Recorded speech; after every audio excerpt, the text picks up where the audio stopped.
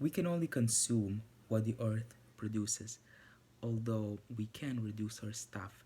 Essentially, we can feed more people with efficient plants, as David Sinclair suggests. These are called GMO crops. And in 2016, in the National Academy of Science, this was presented, whereas GMO crops were shown to be safe. Um, and we can even get proteins from leg hemoglobin as well. So these GMO type of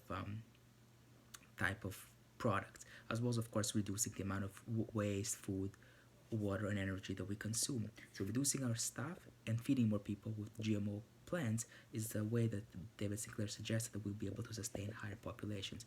In fact, 2 million deaths a year can be prevented with, for example, vitamin A crops in our diet, because this is our highest vitamin A deficiency, especially in places with high child mortality rates. And so we'll be able to sustain a higher population, prevent these issues by simply kind of genetically modifying these crops. And in the 1800s, the weekend, for example, was invented. There was no child labor. There was health regulations, right?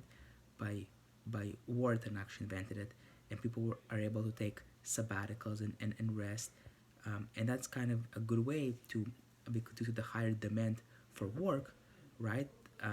That it was invented in the 1800s by Warton, the weekend and no child labor, etc.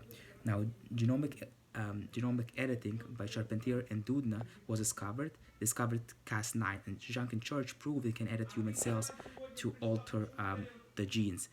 And so in 2018, it was ruled against, there was actually courts, European Union, which ruled against CRISPR to prevent US patents from entering the European Union, and it avoids us from being able to sustain higher population. So clearly there are issues involved with the laws and regulations which prevent genomic editing to take place, despite it being right by the European Union, despite it being a potential benefit and an aid to help us manage and sustain a higher population size.